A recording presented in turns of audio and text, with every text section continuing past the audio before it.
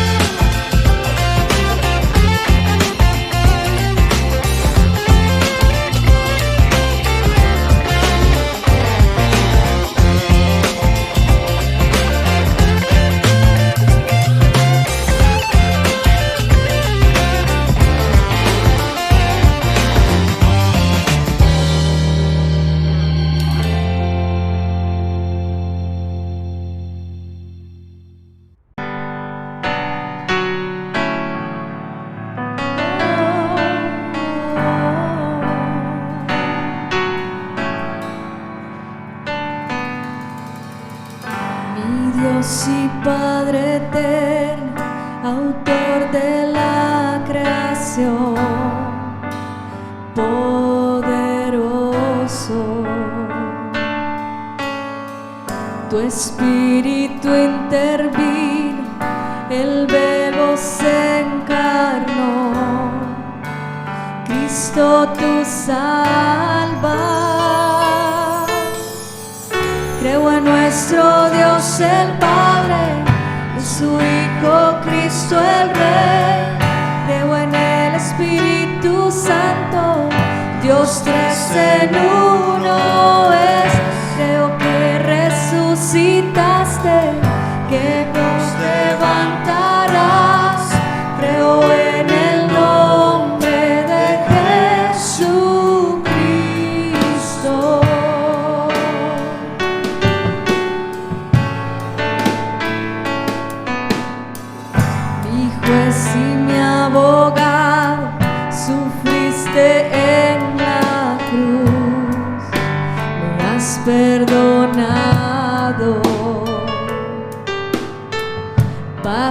Vengaste a las tinieblas y en gloria y en poder te levantaste. Creo en nuestro Dios el Padre y en su Hijo Cristo el Rey. Creo en el Espíritu Santo, Dios tres en uno es. Creo que resucitaste, que nos levantarás. Creo en el nombre de Jesucristo. Creo en ti, Jesús. Creo que tú vivo estás. Creo que Jesús es el Señor.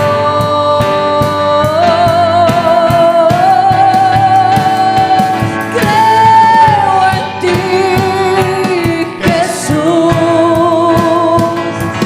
Creo que tú vivo estás. Creo que Jesús es el Señor.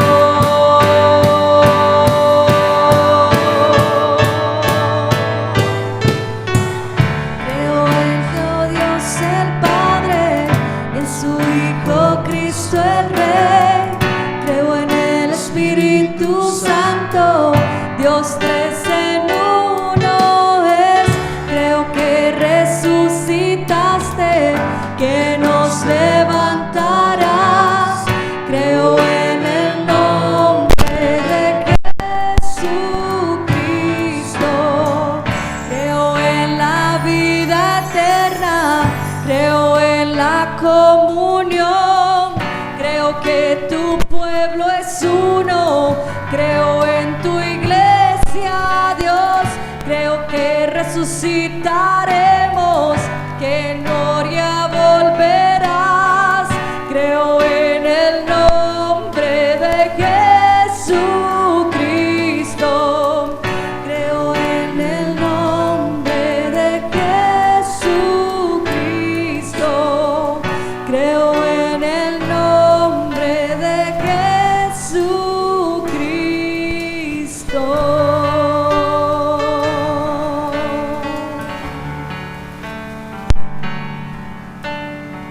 Amén, Señor.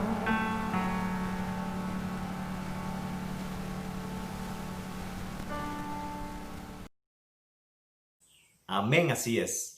Y así como acabamos de adorar a Dios juntos, yo también invito a que juntos declaremos lo que creemos en esta congregación. Traiga su Biblia, levántela ahí en su mano y declare que la Biblia es la palabra indestructible de Dios, que yo soy todo lo que ella dice que soy, que yo tengo todo lo que ella dice que tengo, que yo puedo hacer todo lo que ella dice que puedo hacer. Y esta mañana una semilla poderosa será plantada en mí.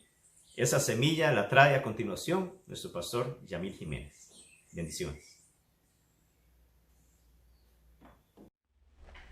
¿Qué tal, amigos y amigas? Que tengan un muy buen día, feliz domingo, feliz inicio de semana, feliz inicio de mes.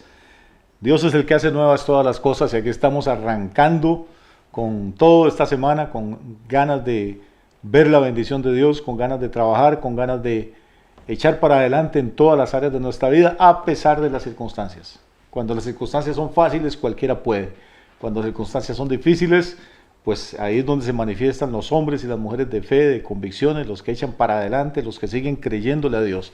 Aquí, desde el sur de Costa Rica, donde hoy estamos empezando a celebrar lo que es el mes de las fiestas patrias. Celebramos ya 199 años de independencia. Este 15 de septiembre, si Dios lo permite, ya estamos a menos de 2 semanas de esa fiesta y a 1 año y 2 semanitas de celebrar el segundo centenario de vida independiente, separados ya de la corona española y echando a andar en esta aventura de convertirnos, de ser una provincia la más pobre y quizá la más lejana de la capitanía de Guatemala, a ser una nación pues soberana, libre, independiente y ya con una presencia reconocida y respetada en el mundo.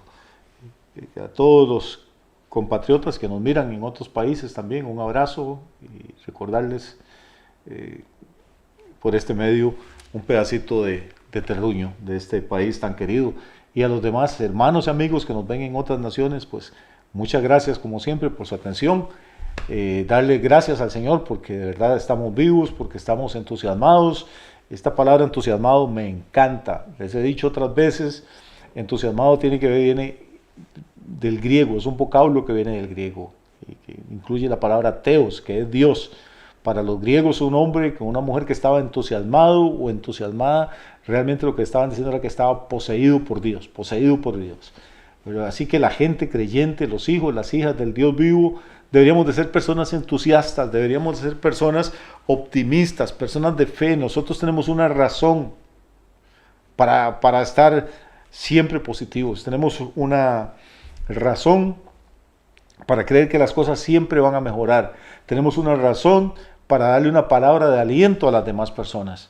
Y esta razón es que Cristo Jesús resucitó de los muertos y que Él nos ha prometido la victoria. Él dijo, en el mundo ustedes tendrán aflicción, pero confíen porque yo he vencido al mundo. Bendito sea Dios. Servimos a un Dios que nunca ha sido derrotado y que jamás va a hacerlo. Tenemos esa carga genética espiritual en nosotros. Tenemos ese ADN de gente victoriosa.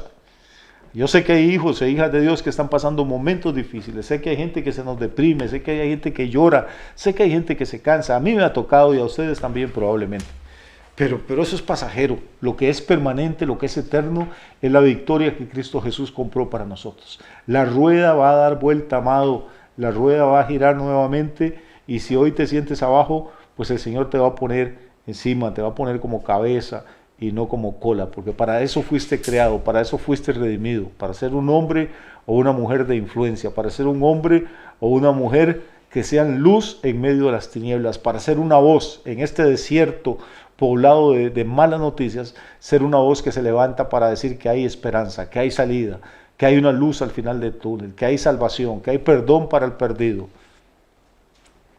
que hay restauración para el que ya falló, que hay un Dios que está teniendo su mano de misericordia y de gracia para alcanzarnos y para atraernos a su seno y para bendecirnos grandemente. Esta mañana quiero invitarlos para que vayan al Evangelio de Lucas, probablemente uno de los pasajes más conocidos de la Biblia, uno de los capítulos más estudiados, predicados y enseñados durante ya 2000 años. Lucas capítulo 15, me encanta y espero que a ustedes les guste también. Si tiene su Biblia ya ahí a mano, si no, pues todavía tiene oportunidad de levantarse e irla a buscar y traer un bolígrafo o un lápiz y tomar algunas notas. Es un capítulo muy interesante, Lucas, porque el Señor Jesús cuenta 3 parábolas, 3 historias, de esas cosas que Jesús era un maestro. Nadie ha contado historias y nadie podrá contarlas nunca como las contaba Jesús. En cuestión de segundos, lees una parábola y uno dice, ¿cómo puede haber tanta enseñanza? ¿Cómo puede haber tanta revelación en una historia aparentemente tan sencilla, tan corta? Pero es que las parábolas de verdad son algo impresionante. Y aquí, en este capítulo, el Señor nos cuenta nada menos que 3. Pues las 3 son clásicas, hay 2 que son más conocidas. Una es la parábola de la oveja perdida. ¿Quién no ha oído hablar de las 100 ovejas y que 99 regresan al redil o al corral y que una se extravía? Y el pastor pues encierra a las otras 99 y se va por allá, por los montes y los valles, a buscar la ovejita extraviada. Eso lo hemos escuchado todos, aún personas que no han leído nunca la Biblia o que no sabrían ubicar el texto, a ver dónde está esa historia, pero ¿quién no ha oído hablar de la oveja que se perdió? Hay una segunda parábola aquí a partir del versículo 8, que es una señora a la que se le pierde un dracma, se le pierde una monedita, y tiene 10, y entonces ella se preocupa, perdió el 10% de su capital, y sabe que no ha salido de la casa, entonces empieza a barrer y acomodar y a buscar debajo de los muebles hasta que finalmente encuentra la moneda que se le había perdido. Y la tercera, que es clásica también, que es algo probablemente, desde mi perspectiva, es la historia más hermosa que ha sido contada nunca. Es la historia de la parábola del hijo pródigo. Esa es la que Jesús le dedica más tiempo y probablemente la más conocida también. Y repito, insisto, incluso por personas que jamás han leído la Biblia, o que si usted les dice Lucas, no tienen idea de quién era, pero han oído hablar del hijo pródigo, el regreso del hijo pródigo. Muy bien, estas tres parábolas tienen varias cosas en común. El Señor las cuenta con una intención muy clara, que notemos que tienen varias cosas en común. En primer lugar, en las tres parábolas se pierde algo. En la primera se extravía una oveja, en la segunda desaparece una moneda, en la tercera se pierde un hijo. Y luego, en las tres parábolas se recupera algo. El pastor encuentra la oveja perdida, el hijo pródigo vuelve a la casa, la señora que barre y arregla su domicilio encuentra el dracma, la moneda que se le había extraviado. En tercer lugar, las tres parábolas terminan con alegría, terminan con gozo, hay una fiesta, hay regocijo. El pastor se alegra por la oveja que encuentra, la señora celebra con sus vecinas que recuperó su monedita que se le había extraviado, y el padre de familia, pues que había perdido a su hijo, se alegra muchísimo también de recibirlo. Si nos damos cuenta, en la primera parte, la que habla de la oveja perdida, que es desde el versículo 1 hasta el versículo 7, pues el pastor pierde, vamos a ver, el 1% de su capital, digamos. Tenía 100 ovejas, se le pierde una, es obvio, es el 1%. La segunda, que va del versículo 8 al versículo 10 de Lucas 15, es la señora que pierde su moneda. Esta señora pierde un poco más del 1%, pierde el 10%, porque el versículo 8 dice: ¿qué mujer que tiene 10 dracmas, si pierde una dracma, no enciende la lámpara y barre la casa y busca con diligencia hasta encontrarla? Esta señora tenía 10 dracmas, perdió una, perdió el 10% de sus posesiones. La tercera, que es la del hijo pródigo, es un señor que solo tiene 2 hijos y pierde uno. O sea, perdió el 50%, perdió la mitad de su familia. Hay como una progresión en lo que se va perdiendo, del 1% al 10%, del 10% al 50%. Pero a pesar de esto, repito, hay una coincidencia también. 3 cosas se pierden. Hay preocupación al perderlas, hay dolor, hay sufrimiento, pero también las 3 cosas se recuperan. La oveja vuelve al redil, la moneda aparece, el hijo regresa a la casa. ¿Por qué razón el Espíritu movió a Lucas para que, no sabemos si Jesús contó estas 3 parábolas consecutivamente, o sea, si contó una después de la otra, o si las contó en diferentes lugares y en diferentes ocasiones, y luego Dios movió a Lucas para que las pusiera juntas? Pero es interesante que estén juntas, es interesante que leamos todo el capítulo, es interesante pedirle al Señor que abra nuestros ojos, porque aquí hay una cantidad de revelación y acerca de cuál es el plan de Dios para nosotros y cómo es que funciona la salvación en el reino. Vamos a ver, hay una cosa que se pierde por ignorancia en primer lugar. La oveja se pierde por ignorancia. Las ovejas no son como animales muy brillantes, no tienen aparentemente la inteligencia que tienen otros animales, son muy dependientes de sus pastores, físicamente no son ágiles ni fuertes, y entonces esta oveja pues seguro se perdió porque no tiene buen olfato para encontrar el camino de regreso, y se había apartado por allá para ramonear, para mordisquear algunas hierbas. El pastor se llevó el grupo y ella no escuchó la llamada, y cuando se dio cuenta pues estaba sola, probablemente con frío, con hambre, con temor. Una oveja sola es una víctima en potencia para cualquier predador, para cualquier oso, lobo. La oveja estaba aterrorizada y era una de 100. El pastor pudo llegar perfectamente al redil, cansado de todo un día de estar en el campo con los animales, cansado del camino de regreso. pudo haber llegado, contarlas y decir, bueno, falta una, pero bueno, no es mi culpa, yo no me voy a devolver, ya es tarde, ya ahorita oscurece. Pudo quedarse tranquila. 1 de 100 no es tanto, pero para este hombre, para este pastor de la parábola que cuenta Jesús, cada oveja era extraordinariamente valiosa. Así que hace el esfuerzo, hace el sacrificio y se va a buscarla hasta que la encuentre. La primera cosa que se pierde, entonces, se pierde por ignorancia, porque la oveja no sabe cuál es el camino de regreso. Perdón. La segunda cosa que se pierde por descuido. Se pierde por descuido porque la dueña de las 10 dracmas no ha salido de la casa. Probablemente las puso en algún lugar o las escondió, quizá con temor de los ladrones, y luego las quiere cambiar de lugar, y al tratar de cambiarlas de lugar solo mueve 9 y se le queda una por allá rezagada, se le queda una perdida, y cuando las va a contar y ya las necesita, se da cuenta que falta una, y la señora entra en pánico casi y empieza a encender la luz y a barrer toda la casa, a barrer su aposento. ¿Cuándo se da cuenta de que pierde la moneda? Bueno, es de noche. Es de noche porque dice Jesús que esta señora tiene que encender la lámpara. Y la tercera cosa que se pierde, pues es el hijo. Este hijo estaba bien cuidado en la casa, así es que no se pierde por descuido. Este hijo era una persona inteligente, razonable, y entonces no se pierde por ignorancia. Este se pierde por rebelde, porque por malagradecido. Anoche hablábamos de la gratitud. Lo tiene todo en su casa, tiene un hermano, tiene un padre, tiene empleados, tiene su cuarto, tiene alimento en abundancia, tiene trabajo, tiene amigos, pero decide que eso no es suficiente, que él necesita algo más, que necesita su libertad. Y entonces se rebela contra la autoridad paterna y se larga de la casa. Y todos sabemos lo mal que le va. Pero note que hay ciertos patrones entre las tres parábolas. Más que concentrarnos en una sola, estamos tratando de ligar principios, puntos que hay ahí entre ellas. Entonces, en realidad, Jesús termina cada parábola hablando de que en el cielo hay más gozo por un pecador que se arrepiente que por 99 personas que ya no necesitaban arrepentirse porque ya lo habían hecho, porque ya estaban esas 99 en el redil.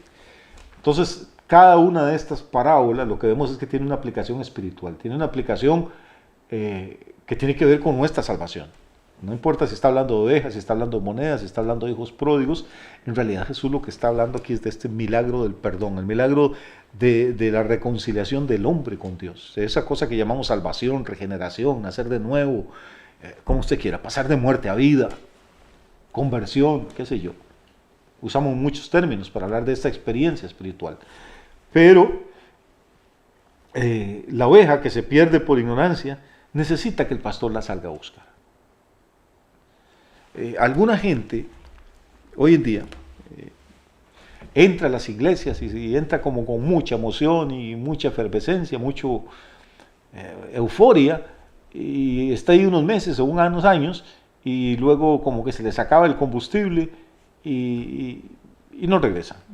Ya se saben todos los sermones, ya se saben todas las canciones, ya empiezan a ver que los hermanos no son perfectos, que el pastor tampoco lo es. Entonces te dicen que estás desanimado y me voy de la casa, de la iglesia. Y pues se quedan en su casa. Y dicen, pues no, yo no vuelvo a la iglesia. Pero si el pastor viene a suplicarme, viene a rogarme que regrese, si viene y me pide que lo acompañe nuevamente, que se siente triste y solo porque yo no estoy con él, entonces consideraré el asunto e iré nuevamente. Pasan las semanas y el pastor no va, por una u otra razón, qué sé yo.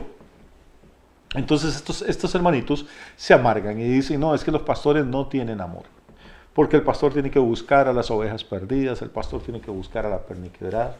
Hace unos años estaba en otro país y el pastor de la iglesia que me invitó me contó una historia. Me dice, pastor, en esta congregación hubo un señor que tiene mucho, pero mucho dinero, harto dinero fue la expresión que él usó.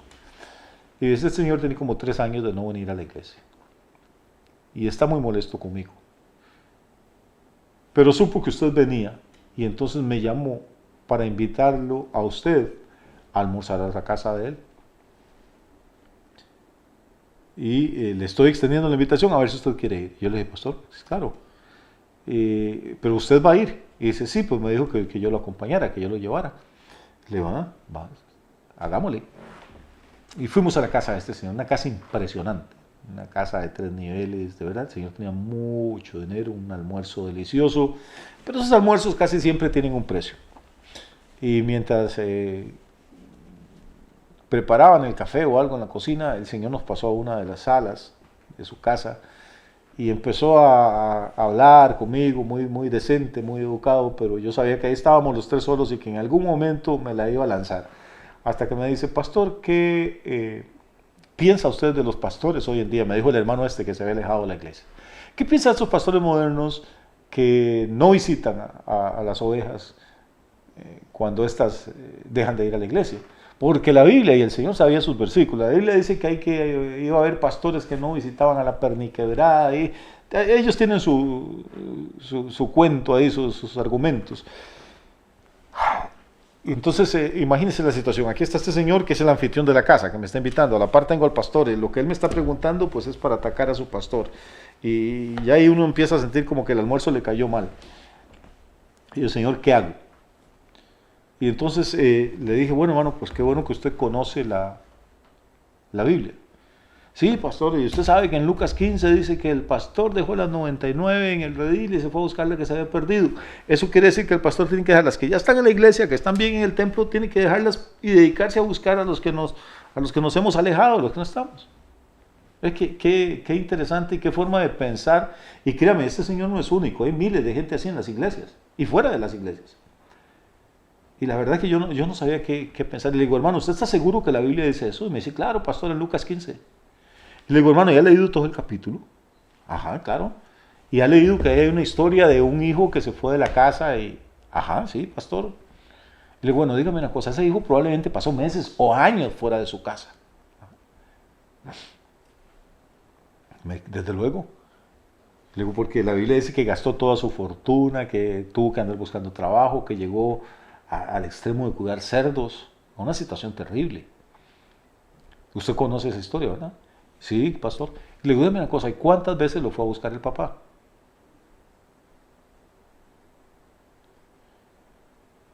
Y le digo, es que la oveja se perdió por ignorancia y el hijo se perdió por rebelión. La oveja se perdió porque es un animal tontito. El hijo es una persona inteligente. Le digo, entonces lo que usted me está preguntando, uno lo que debe preguntarse más bien es, ¿qué soy yo? ¿Soy oveja o soy hijo? Porque si no tiene ninguna capacidad de raciocinio, pues está bien que el pastor lo vaya a buscar. Pero es una persona inteligente que se aparta del Señor o que se aparta de la congregación por pura rebelión. Ya no es obligación del pastor. La obligación suya es reconsiderar su situación espiritual y tomar decisiones al respecto. Bueno, nunca más me volvieron a invitar a esa casa. Pero yo creo que lo que él haya hecho con esa palabra o con esa respuesta, ya eso es su problema, no el mío.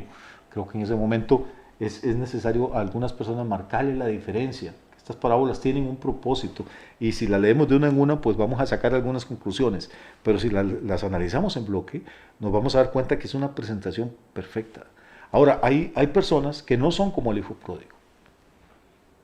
Hay personas que no son como la oveja perdida, pero que son como la moneda que se pierde. Vamos a ver, la oveja se perdió en el campo, se perdió en los lugares de pastoreo, en algún abrevadero donde estaba tomando agua, se perdió fuera del redil. El hijo pródigo se perdió fuera de su casa, se fue a una provincia apartada, dice el Señor Jesús, y allá vivió perdidamente y gastó todos sus bienes. Pero esta monedita, esta dracma que se le pierde a esta señora, no se pierde ni allá en el campo, ni en una provincia apartada, se pierde dentro de la casa. Dentro de la casa, y creo que también aquí podemos hacer una aplicación espiritual. Creo que Jesús nos da el derecho, porque termina en el versículo 10 diciendo que, hablando del gozo que hay delante de los ángeles de Dios por un pecador que se arrepiente. Esa moneda representa también a un ser humano, a un hombre o una mujer que están extraviados, pero note qué interesante, están extraviados dentro de la casa. Si lo tomamos de esa manera, podríamos decir que la casa es la iglesia, es la congregación. Amigo, tenemos gente en nuestras iglesias que se ha ido. Eso parece que es como una moda o una plaga o una pandemia hoy en día. La gente entra con mucha facilidad a las congregaciones y sale con mucha facilidad también. Por cualquier cosa se sienten ofendidos, por cualquier cosa se resiente, cualquier actitud los disgusta, un sermón que les pareció muy fuerte o lo que sea. Tienen 1000 razones o 1000 excusas para justificar su alejamiento. Pero está bien. El asunto es que se van tan fácil porque llegaron muy fácil, porque se les predicó también un evangelio muy fácil. Llega tanta gente a las iglesias porque hemos bajado las demandas del evangelio, porque muchas veces lo que se predica es el evangelio de la ganga, de la oferta, del baratillo, del seido, de venga y acepte a Cristo y toda su vida va a ser un coser y cantar, esto va a ser una maravilla, si es feo se va a hacer guapo, si es pobre se va a hacer rico, si es ignorante Dios lo va a hacer sabio, esto es fantástico, es ganar, ganar.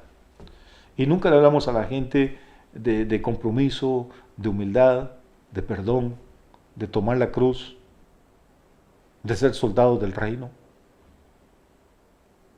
de ser siervos. Yo creo que si empezamos a predicar un mensaje más cristocéntrico, empezamos a predicar un mensaje más apegado a las demandas del evangelio, pues va a llegar menos gente a nuestras congregaciones. Pero también se va a ir menos gente, porque van a entender, los que llegan y los que se convierten van a entender a qué se convirtieron, a quién se convirtieron. Van a entender que el evangelio no es antropocéntrico, que el evangelio no gira alrededor de lo que le bendice al hombre y lo que le gusta al hombre y alrededor de nuestras emociones, sino que el evangelio es cristocéntrico, gira alrededor de Jesús, de su gloria, de su servicio. Como dice Pablo en Colosenses, todo lo que hacéis, hacedlo para la gloria de Dios. Hoy lo que le predican a la gente es que todo lo que Dios hace es para bendecirlo a usted, cuando en realidad lo que queremos entender es que todo lo que nosotros hacemos debería ser para glorificar a Dios y para servirle. Y créame que suena similar, pero son dos conceptos completamente diferentes. Mi punto en Lucas 15, versículos del 8 al 10, es que no es necesario salir al campo para perderse, ni es necesario irse de la casa para estar perdido.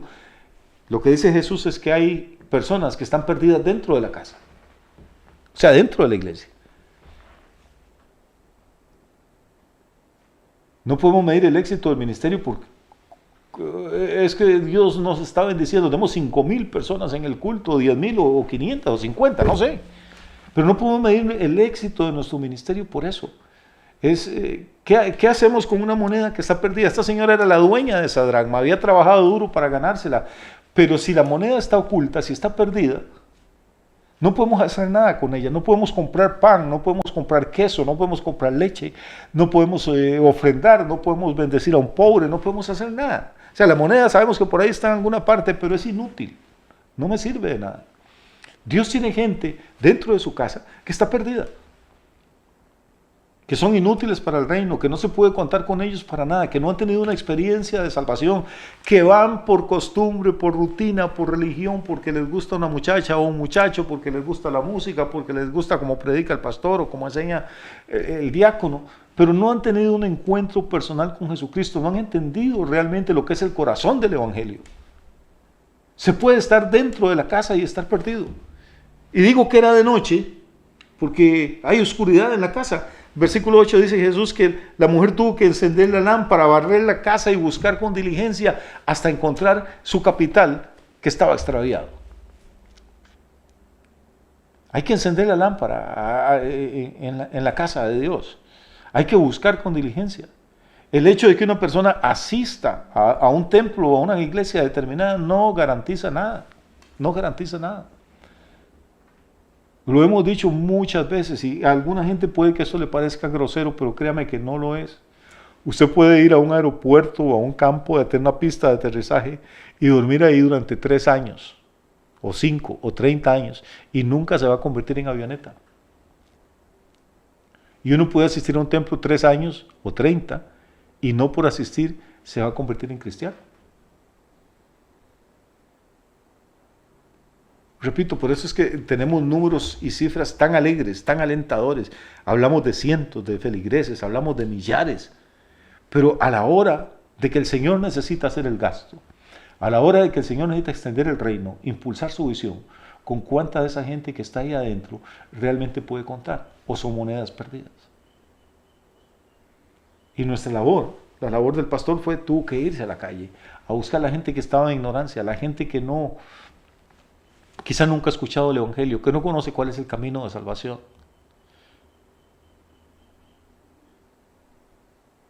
Pero la labor de los que estamos dentro de la casa es que haya luz, que haya una exposición clara y pertinente del Evangelio, que la gente entienda que esto no es un club social, que no es una reunión de amigos, que Dios está formando un ejército de hombres y mujeres para empoderarlos con su Espíritu Santo, con su palabra, para darles armas espirituales, para pelear esta batalla de los días finales que estamos empezando ya a vislumbrar delante de nosotros.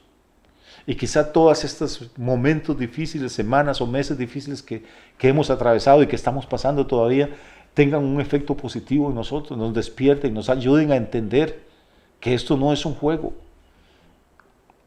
que es una batalla, que la iglesia no es un lugar para entretener a la gente, ni es un lugar para ser simpáticos y atraer a todos los que podamos y decir, uy, tengo más personas que el pastor de la otra cuadra. Esto no es eso, esto no es ese nivel de carnalidad ni de religiosidad. El Evangelio es otra cosa.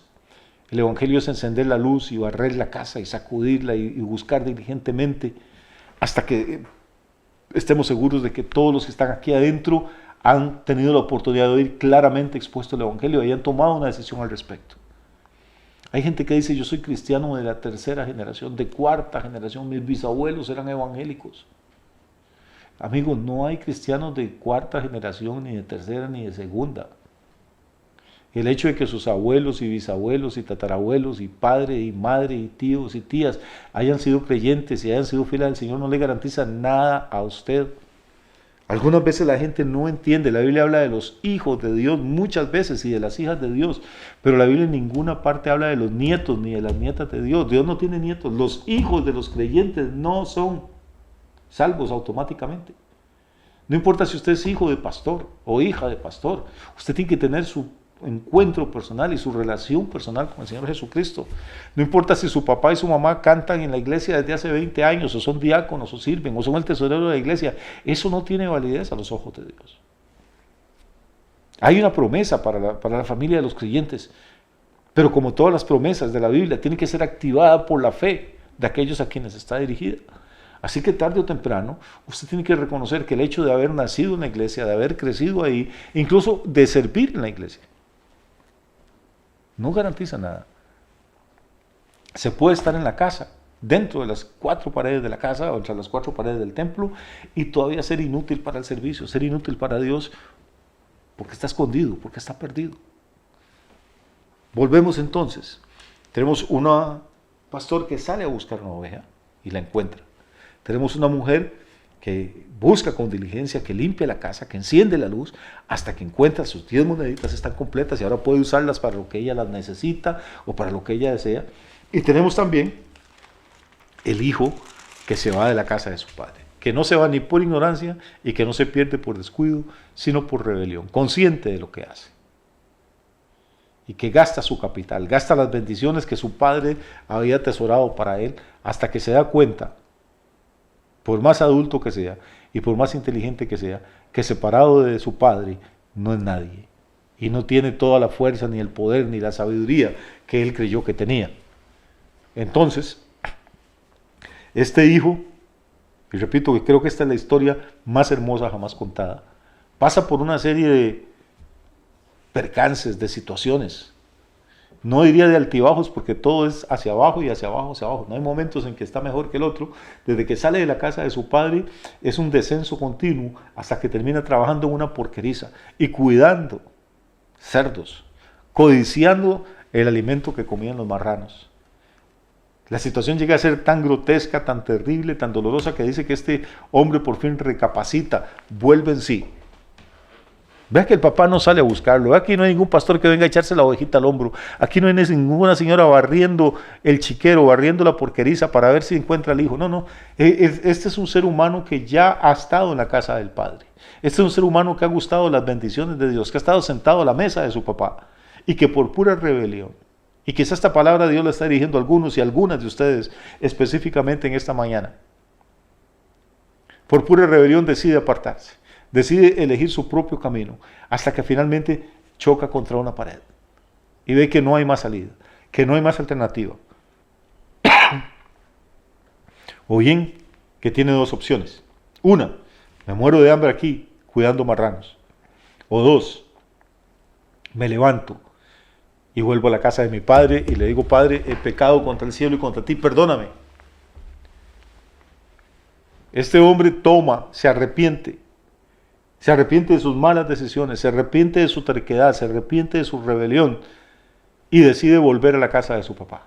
Y este es el momento quizá más sublime de toda la Biblia, el de un ser humano que tiene la capacidad de razonar y la humildad para aceptar que se ha equivocado miserablemente, que ha hecho un fiasco con su vida, pero que no se pone a llorar. En ninguna parte dice que este hombre llora, ni que se deprime. Es que hay gente que cree que el arrepentimiento es llorar y decir: ay, si estoy mal, yo ofendí a Dios, no voy a morir, no voy a ir al infierno. Eso no es el arrepentimiento. El arrepentimiento no tiene que ver nada con emociones. La palabra que traduce el Nuevo Testamento por arrepentimiento son dos palabras griegas: metanoia, meta, que significa cambio, y nous, que significa mente. Arrepentimiento es cambiar de mente, cambiar de manera de pensar, cambiar de dirección, dar un giro de 180 grados en nuestra ruta. Este hombre empezó huyendo de la presencia del Padre, y ahora tiene que empezar el camino de regreso. Curiosamente, en hebreo, una de las expresiones que usan los rabinos para referirse al hombre arrepentido es el Señor del camino de regreso. Sentir culpa, sentir tristeza, sentir desesperación, sentir depresión, eso no tiene que ver nada con el arrepentimiento. Si todas esas emociones no te traen de vuelta a la casa del Padre, si todas esas emociones no te traen de vuelta a la presencia de Dios, son emociones que lo que causan es muerte y desgracia. El problema es que nos han enseñado a vivir por el alma, a vivir por lo que sentimos, y no a vivir por el espíritu, a tomar decisiones y a honrarlas y respetarlas.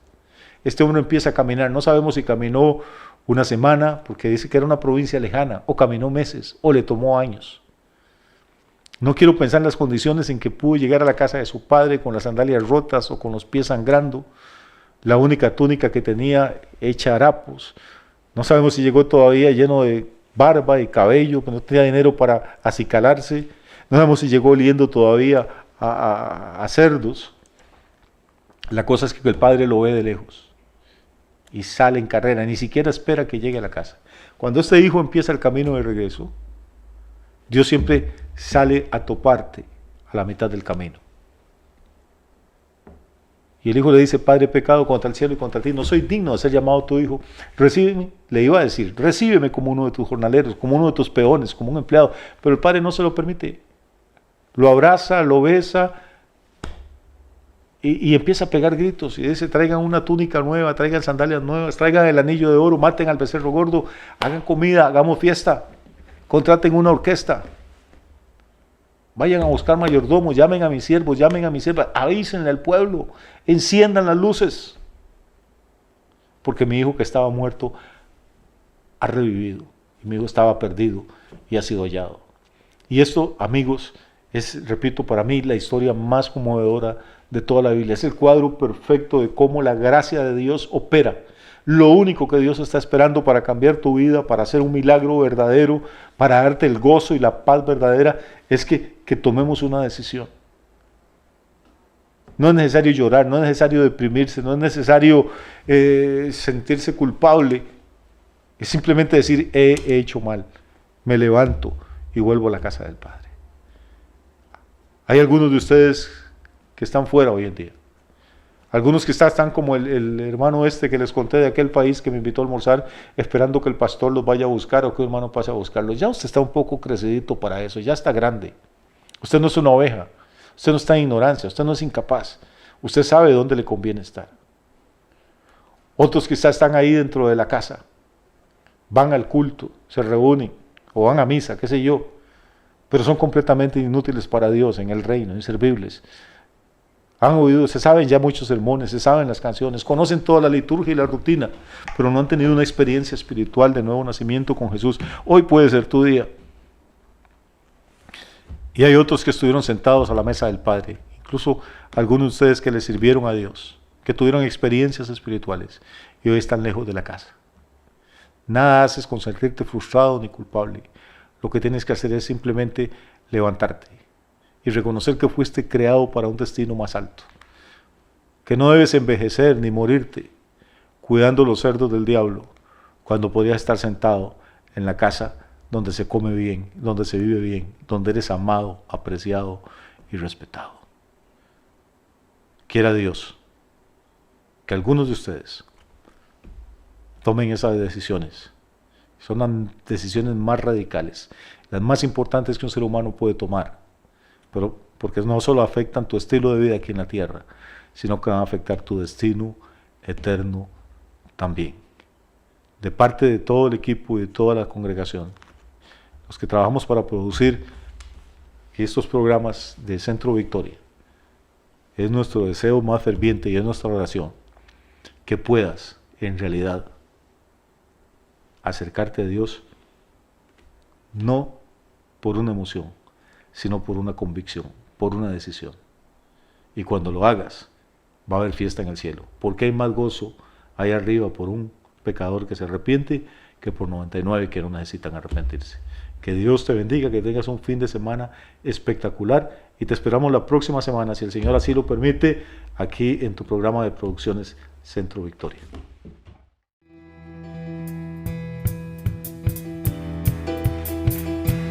Hay gran voz de júbilo y de salvación entre los justos del Señor. Hay gran voz de júbilo y de salvación entre los justos del Señor.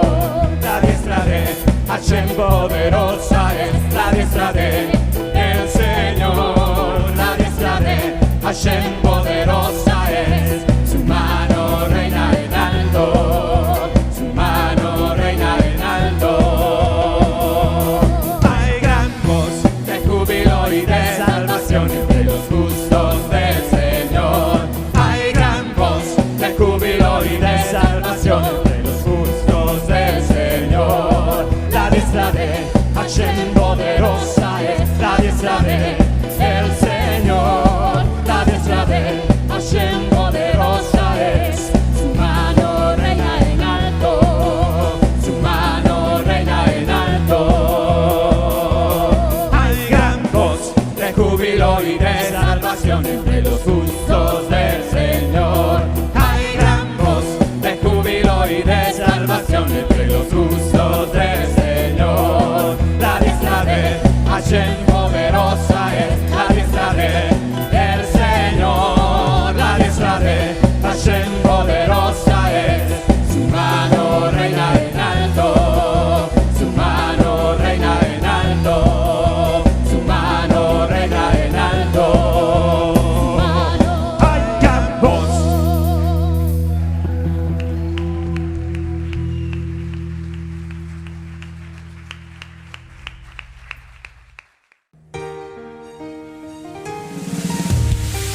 Dios ha guiado tu camino y a tu lado siempre está. Sus promesas cumplirá y a su tiempo lo verás.